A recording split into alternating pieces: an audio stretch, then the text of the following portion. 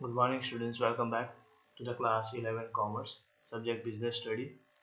As we have completed our first chapter, Nature and Purpose of Business, and I have provided you the notes via WhatsApp last night. As you have been received that, you have to write all the content which has been mentioned in that.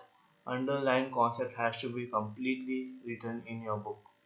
So today we will start our chapter number 2, Formation and Business Organization. Formation of Business Organization, chapter number 2. It is a lengthy chapter and it has various aspects over here.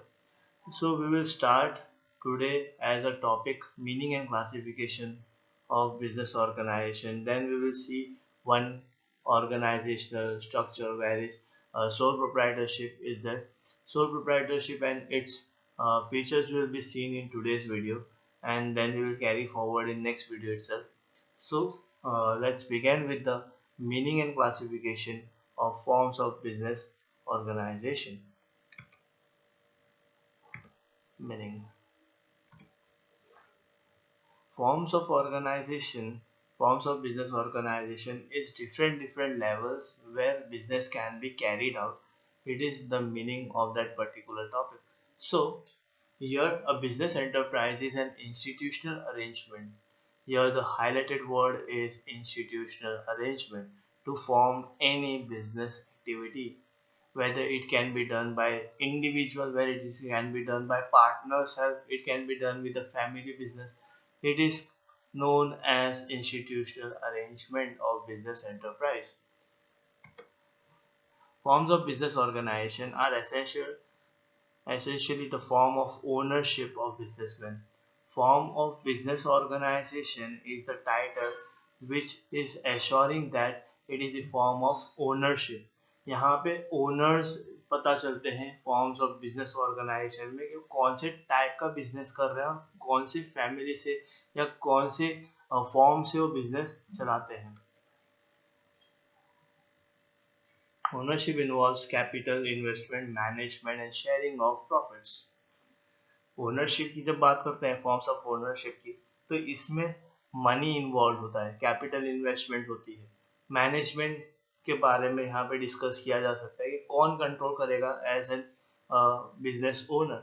Manager की management की जब हम बात करते हैं तो the person who is investing a money he is so responsible to take the decisions finally. And then share of profits from business. अगर company benefits करती है या प्रॉफिट अर्न करती है तो अगर इंडिविजुअल है तो पूरा प्रॉफिट उसका ही है, लेकिन अगर पार्टनर्स है या शेयर होल्डर्स है तो उनके बीच में प्रॉफिट हम शेयर करते हैं. This is the 3 points which I want to discuss with you in the meaning. Let's see classification. Your classification is on the basis of business enterprise, which can be broadly classified into different categories. The graph which has not been shown here because it is not the suitable one of a screen, so I have carried forward to the next topic, next slide. Just see this classification. Forms of business organization. Forms of business organization has been divided into three categories. One is private sector, another is public sector, and then joint sector. Just see this: private enterprise, public enterprise, joint sector enterprise.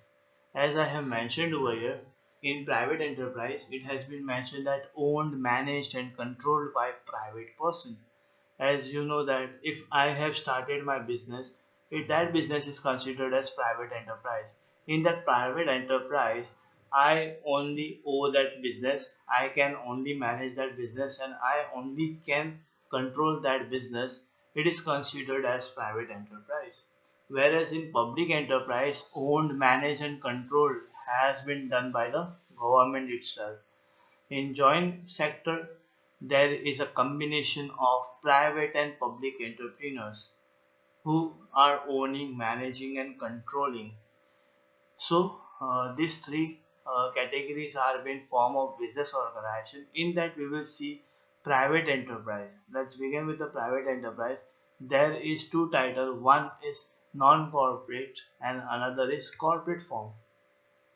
Both are different. In non-corporate and corporate, there are little bit difference.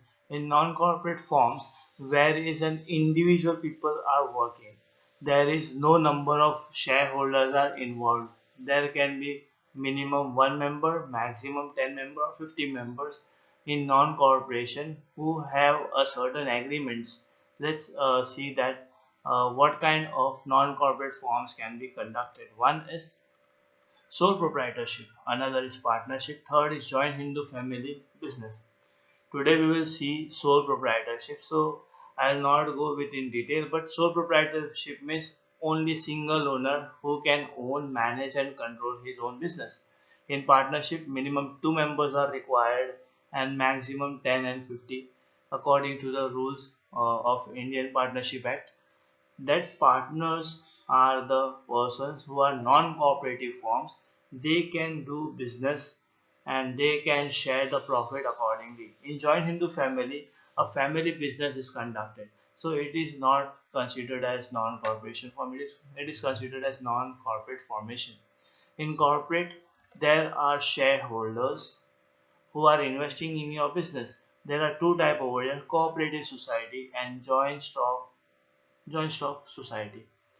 In cooperative, there is voluntary business is being conducted. In joint stock, many people are investing in your business. So I hope that this classification is ultimately understood by you. So we will carry forward with the topic known as sole proprietorship. Sole proprietorship, as I said, sole proprietorship means an individual who is conducting his business for earning profits. So let's begin with the topic sole proprietorship. The term sole implement only means one, and proprietor refers to owner, only owner of a business. It is considered as sole proprietorship. Here, hence the sole proprietor is the one who is only owning for a business. Simple language में एक ही इंसान जो business को own करता है उसको हम कहते हैं sole proprietorship. Here, sole proprietorship refers to be a form of business organization which is owned, managed and controlled by an individual. एक ही इंसान इसको मैनेज भी करता है, ओन भी करता है और कंट्रोल भी करता है. और यही पर्सन जो है वो रिस्क बेयरिंग भी करता है और प्रॉफिट अर्न भी करता है. Who is the recipient of all profit and bear all risk? Only individual. Means for example, अगर मैं देता हूँ कि मैं अगर कोई बिजनेस स्टार्ट कर रहा हूँ, सो मेरे बिजनेस स्टार्ट होने पे मैं उसको ओन करता हूँ, मैनेज करता हूँ और कंट्रोल करता हूँ. तो जो भी प्रॉफिट होगा, अगर कंपनी प्रॉफिट बनाती है, बिजनेस प्रॉफिट बनाता है, तो पूरा प्रॉफिट मेरा होगा. और वो प्रॉफिट लेने के लिए भी मैं रिस्क लेता हूँ. अगर प्रॉफिट नहीं होने की वजह से या नुकसान हो जाता है तो वो पूरे रिस्क जो है वो मुझे अकेले बेयर करने पड़ेंगे. No one will be there to help me. It is considered as sole proprietorship.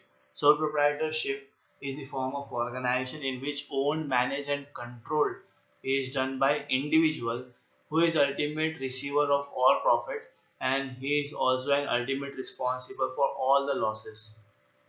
I hope you have understood the concept of sole proprietorship by the meaning. Here another 2 points are there. This form of business is also known as sole trader. Means the sole proprietor is also been named as sole trader or individual proprietorship or individual entrepreneurship. Sole proprietor के ये सारे नाम भी हैं जिसमें हम इनको कह सकते हैं soul trader, individual proprietorship, individual enterprise. ये जो है एंटरप्रेन्योरशिप, ये जो वर्ड है, ये वर्ड सोल प्रोप्राइटर्स के लिए भी एप्लीकेबल हो सकता है. Now sole proprietorship is an oldest and simplest form of business organisation. ये जो सोल प्रोप्राइटरशिप है ना, ये पुराने दौर से चल रहा है, ओल्डेस्ट फॉर्म है, सबसे पुराना मेथड है ओनर बिजनेसशिप की बिजनेस के लिए. तो यहाँ पे क्या होता है कि यहाँ पर एकदम सिंपल फॉर्म में आप बिजनेस करते हो. यहाँ पे आपको कोई रजिस्ट्रेशन नहीं करना है, यहाँ पे कोई बिजनेस के अंदर कुछ ज़्यादा पेपर वर्क करने की ज़रूरत नहीं है. आपने सोचा कि बिजनेस स्टार्ट करना है, यस आपका बिजनेस स्टार्ट हो गया. आपको सिर्फ लोकेशन चाहिए, रिसोर्सेज चाहिए और कस्टमर चाहिए, आपका बिजनेस स्टार्ट हो गया। It is a common in area of personalise services. यहाँ पर ये जो सोल प्रोप्राइटरशिप है ना, इसके अंदर सिर्फ और सिर्फ पर्सनलाइज्ड सर्विसेज प्रोवाइड की जा सकती है। यहाँ पे एग्जांपल मैंने दिया है बिजनेस, ब्यूटी पार्लर और small scale activities like running a retail shop in the locality. General store का बेटर एग्जांपल है। जनरल स्टोर का जो ओनर होता है वही प्रोडक्ट परचेज करके लेकर आता है और वही बेचता भी है। तो ये एक बेटर एग्जांपल है। ब्यूटी पार्लर के अंदर भी जो ओनर होते हैं वो खुद ही आपको ट्रीट करते हैं और सर्विस देते हैं, और सर्विस देने के बाद में वो आपको चार्ज करते हैं और आप उनको चार्जेस पे करते हो। तो इसीलिए इसको हम कह सकते हैं सोल प्रोप्राइटरशिप। अब सोल प्रोप्राइटरशिप के फीचर्स हम देखेंगे। Let's see with the features of sole proprietorship. Features of sole proprietorship has 6 points over here. So let's begin with the 1 point. Point number 1, formation and closure. Sole proprietorship is very easy to start up. No legal formalities are required to start up. There, though in some cases, one may require a license. यहाँ पर आप business बहुत आसानी से start कर सकते हो। यहाँ पर आपको कोई लीगल फॉर्मेलिटीज फुलफिल करने की जरूरत नहीं है। मैंने इन द बिगनिंग में ही कहा था कि आपको बिजनेस स्टार्ट करना है तो लोकेलिटी चाहिए, मनी चाहिए और कस्टमर चाहिए, आपका बिजनेस स्टार्ट हो जाएगा। आपको लीगल फॉर्मेलिटीज करने की जरूरत नहीं है, आपको रजिस्ट्रेशन करने की जरूरत नहीं है। कुछ ऐसे बिजनेस होते हैं जहाँ पे कंपलसरी आपको रजिस्ट्रेशन करना पड़ता है, जैसे केमिकल रिलेटेड प्रोडक्ट अगर आप बिजनेस करते हो, या टोबैको है, या फिर बाद में ऐसे प्रोडक्ट जो हेल्थ इश्यूज क्रिएट कर सकते हैं, तो ऐसे सारे प्रोडक्ट के रिलेटेड आपको लाइसेंस लेने की जरूरत पड़ती है। As you know that in Gujarat liquor is ban, तो आप ये बिजनेस तो कर ही नहीं सकते, लाइसेंस तो बहुत दूर की बात है। बट दूसरे सारे प्रोडक्ट जैसे chemical related, chemical selling product जो होता है, उसके लिए आपको लाइसेंस की जरूरत पड़ती है। फेयर प्राइस शॉप अगर आपको स्टार्ट करनी है तो भी आपको उसकी लाइसेंस की जरूरत पड़ेगी, क्योंकि ये सारे कॉन्सेप्ट जो है ये नॉर्मली गवर्नमेंट को बेनिफिट्स देते हैं और गवर्नमेंट इनके साथ में बहुत ज़्यादा strict rules and regulations follow करती है। तो फॉर्मेशन करना तो आसान है, लेकिन कुछ ऐसी एक्टिविटीज़ भी हैं, ऐसा भी बिजनेस है जहाँ पे लाइसेंस बहुत ज़्यादा कंपलसरी हो जाता है, ज़रूरी हो जाता है।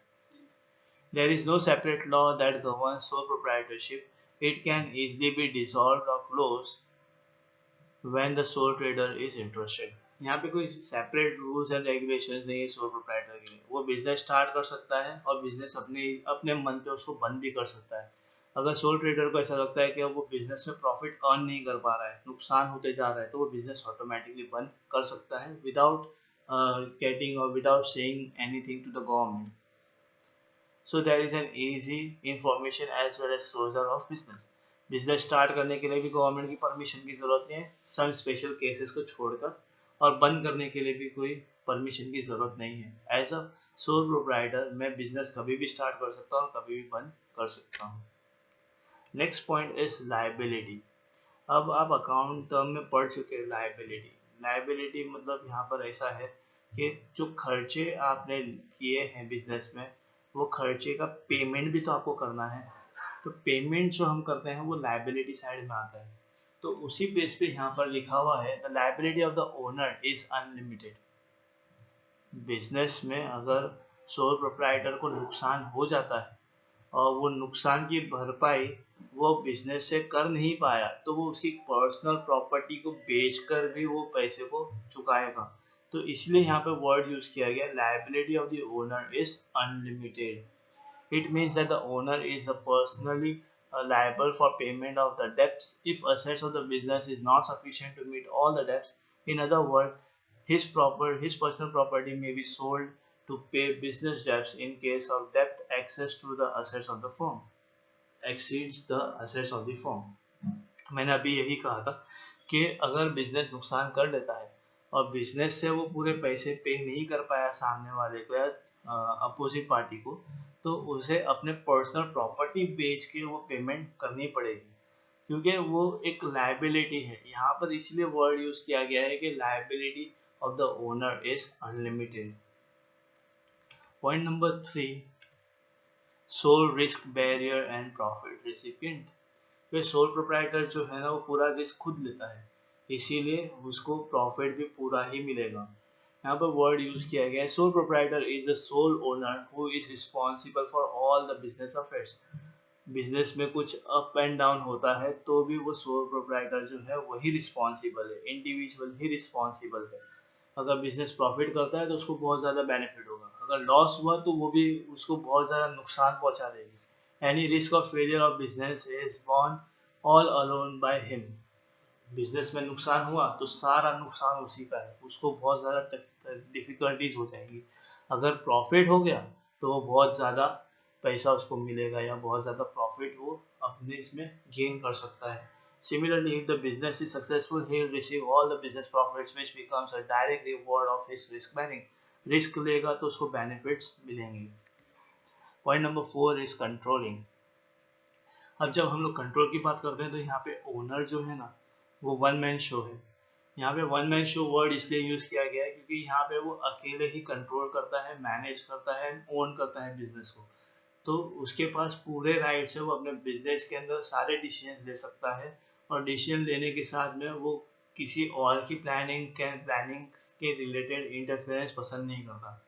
Soul proprietorship is the one man show that is right to run the business and to make all the decisions lie absolutely with the sole proprietor. He can carry out his plans without any interference from others.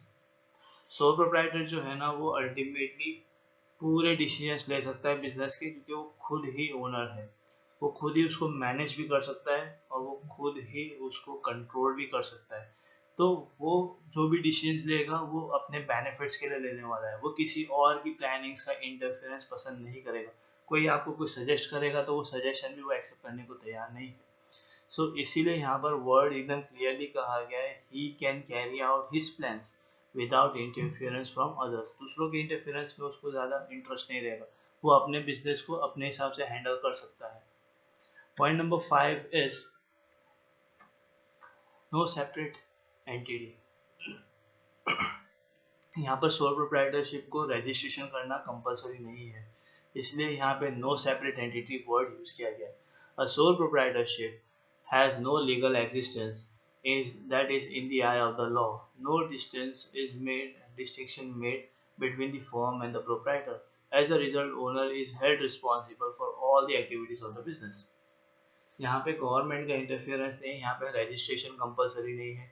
यहाँ पे rules and regulations जो बनाए जाते हैं वो proprietor खुद बनाता है और वही रिस्पॉन्सिबल है उसके बिजनेस के लिए। अगर बिजनेस नुकसान कर रहा है तो वही रिस्पॉन्सिबल है, बिजनेस प्रॉफिट कर रहा है तो वही रिस्पॉन्सिबल पर्सन है। तो यहाँ पर क्लियरली वर्ड यूज किया गया है कि यहाँ पे कोई फर्म एंड प्रोप्राइटरशिप के बीच में कोई डिस्टेंस नहीं है, डिस्टिंक्शन नहीं है। Point number 6 lack of business continuity. ऐसे सोल प्रोप्राइटरशिप अगर बहुत ज़्यादा सक्सेस हो जाते हैं तो ही वो कैरी फॉरवर्ड करते हैं, लेकिन अगर बहुत बार ऐसा होता है कि जो बिजनेस कंटिन्यू नहीं हो पाता है तो उसके रीजंस है कि the person is getting diet, उसकी मौत हो जाती है या उसको फिजिकली इंसॉल्वेंसी हो जाती है, मतलब वो बिजनेस में बहुत ज़्यादा नुकसान कर लेता है। तो इसके वजह से भी उनको प्रॉब्लम्स होती हैं और वो बिजनेस कैरी फॉरवर्ड नहीं कर सकते। यहाँ पे दिया हुआ है as owner and the business are one of the same entity, death, physical alignment और insolvency of a proprietor has a direct and determinant effect on the business. It may even lead to closure of the business. किसी की मौत हो जाती है, businessman जो है, जो ओनर है, उसकी मौत हो गई तो उसकी वजह से बिजनेस बंद हो सकता है। बिजनेस में नुकसान हो जाए और वो नुकसान भर ना पाए तो भी बिजनेस बंद हो सकता है। तो इसीलिए यहाँ पर बोला है कि लैक ऑफ बिजनेस कंटिन्यूटी। 5 साल आपने बराबर में बिजनेस किया, छठे साल में इतना नुकसान हो गया कि आप वो बिजनेस को कंटिन्यू ही नहीं कर पाए, इसलिए आपको बिजनेस बंद करना पड़ा। इसलिए यहाँ से कंटिन्यूएशन ऑफ बिजनेस के अंदर डिफिकल्टीज हो सकती है। We have seen all the 6 features of sole proprietorship. I hope so you have understood everything. That's it for today. Thank you. And we will carry forward the next lecture with the merits and demerits of sole proprietorship.